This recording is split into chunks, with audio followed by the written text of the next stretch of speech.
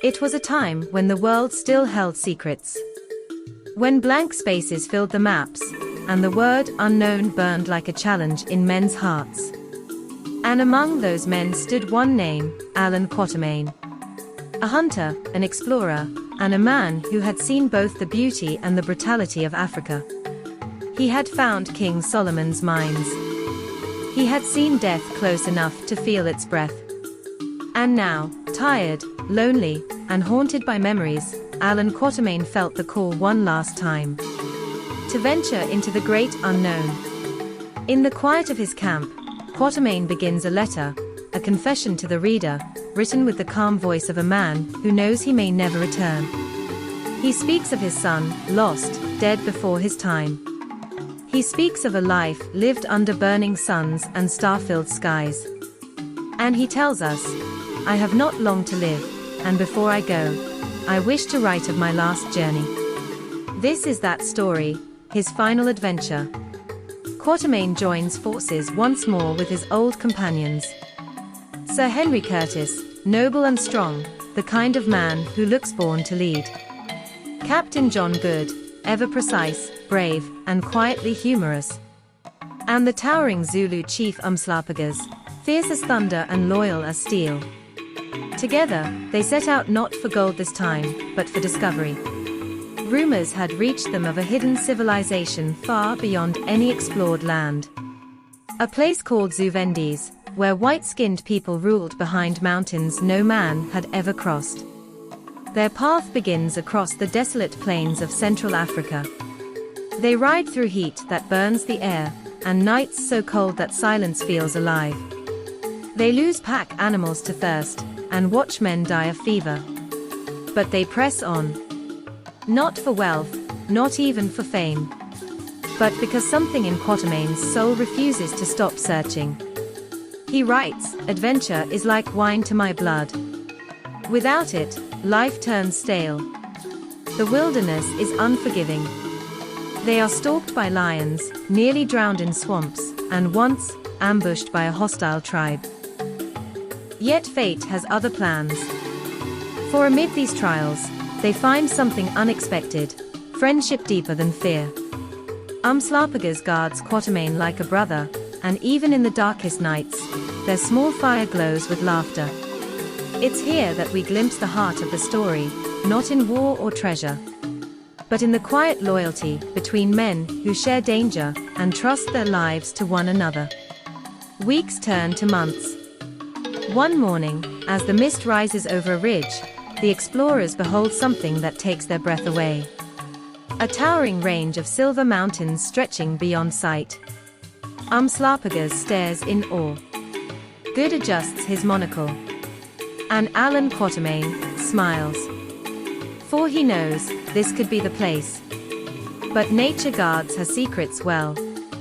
The path up the mountains is cruel, narrow cliffs, freezing winds, avalanches that roar like gods in anger.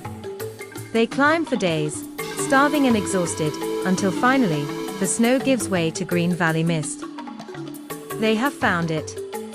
A hidden world, lush, fertile, untouched. And before them lies Zu-Vendis. A magnificent land where marble cities rise beside crystal rivers. Where the people are tall, fair-skinned, their hair pale as corn, their eyes grey and shining. A forgotten branch of the human race, preserved in secrecy behind walls of stone. The explorers are taken to the capital, Nyleptha.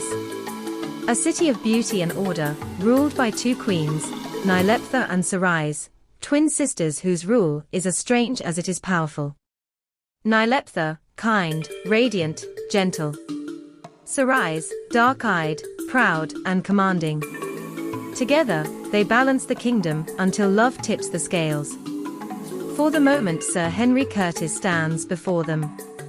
A spark ignites, first in Nyleptha's heart, and then in Sorais's. One love pure and selfless, the other fierce and jealous. And so, in the heart of this hidden paradise, the seeds of tragedy are sown. Quatermain watches in silence. He knows the pattern of fate, that even in the most beautiful of places, Human hearts can destroy what the gods have built. And yet, he cannot turn away. He has crossed the world to find this land, and now finds himself in the middle of a storm that no map could predict. In the golden halls of Zu-Vendis, peace begins to crumble. What began as curiosity has now become desire, and desire, war. Queen Sorais, burning with jealousy for her sister's love toward Sir Henry Curtis, begins to plot.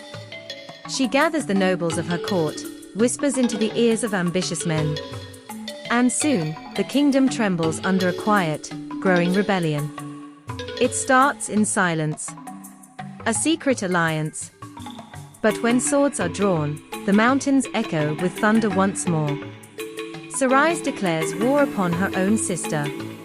And the land of Zu-Vendis, once a paradise, is torn apart by civil strife. Allan Quatermain and his friends have no choice but to take sides. Bound by loyalty to Nyleptha, whose heart has chosen Sir Henry, they stand beside her in defense of the throne. The peaceful explorers now become generals in a foreign war. Henry leads armies into the field. Captain Good trains the palace guard. Umslapagas, the mighty Zulu, is made commander of the Queen's Gate, where he swears to hold it or die. And Allan, the quiet hunter, records it all, his pen shaking, his heart heavy with what he knows is coming. When war comes, it comes with fire. Armies clash in the open plains of Zu-Vendis. The air fills with dust and the cries of men. Henry Curtis, his golden hair glinting under the sun, rides at the front. A foreigner, yet fighting for love as though it were his homeland. But the war is brutal. Sorais' forces outnumber them 2-1. And Allan writes, "It is a strange thing, to fight not for one's life, but for the soul of another's kingdom." The armies collide, sword against spear, shield against hope. Quatermain fights alongside his men, rifle steady though his body aches with age. The smell of blood and gunpowder mixes with the scent of mountain rain. 4 days the war rages. Villages burn. Fields once golden with crops turn to mud and ash. And through it all, Sorais' rage grows colder, not fiery now, but cruel, deliberate. She swears she will not rest until Nyleptha's blood stains the throne. Nyleptha, brave and heartbroken, prays for peace. She loves her sister still, despite the betrayal. But destiny no longer listens. Allan watches her from afar and writes, "It is in woman's heart to love beyond reason, and in man's nature to destroy what he loves most." That night, as the battle pauses, the friends share one final meal together. Henry sits silent, his eyes distant, thinking of Nyleptha. Good jokes quietly to keep the darkness away. Umslapagas sharpens his great axe, whispering to it as though to an old friend. And Allan gazes into the flames, knowing he will not live to see the end. He writes one last entry in his journal. "I have seen too much of life to fear death. If it comes tomorrow, let it come." Morning breaks. The final battle begins. Curtis leads the charge, his banner of Nyleptha flying high. The clash is deafening, the fate of Zu-Vendis decided in a storm of steel. But while the main battle rages outside, Sorais launches a secret attack on the palace itself. She sends assassins through secret tunnels to kill Nyleptha. At the great gate stands Umslapagas, alone, facing hundreds. And there, the legend is born. The mighty warrior of the north, wielding his battle axe in Kosikos, fights with the strength of 10 men. For every enemy that strikes him, he strikes down 2. The gate shakes under the weight of the assault. But he stands, roaring defiance, even as spears pierce his flesh. He fights until his arms grow heavy, until his vision fades, until his body can no longer obey the will of his spirit. And when at last the gates fall silent, Umslapagas stands no more. He dies as he lived, a warrior of unbroken soul. Quatermain, hearing of his friend's fall, rushes to the palace. He finds Nyleptha alive, but wounded, Sorais' last arrow meant for her. And there, in a moment of quiet realization, Sorais herself sees the ruin she has caused. Unable to bear her guilt and grief, she takes her own life. The war is over. But victory feels like loss. The land of Zu-Vendis lies broken. Sir Henry kneels beside Nyleptha, their love, though scarred, still alive. Captain Good stands in silence, hat pressed to his chest. And Allan Quatermain lies wounded, a bullet deep in his chest. He is calm. He smiles faintly, and with a weak hand, writes his final words in that same old journal. He writes, "So ends the story of my life. The great adventure is over. I have found peace at last beneath the sun of the land I loved most, Africa." Sir Henry kneels beside him, his eyes wet, whispering, "Rest, my friend. You have earned it." And as the last light of evening fades over the African hills, the great hunter closes his eyes. No more battles. No more searching.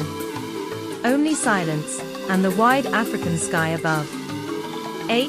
Rider Haggard wrote Allan Quatermain not just as an adventure, but as a farewell to courage, to friendship, and to the spirit of a man who refused to stop exploring. In the end, the hidden kingdom fades into myth. But the legacy of Allan Quatermain lives on. In every story of heroes who journey beyond maps, beyond fear, and into the heart of the unknown.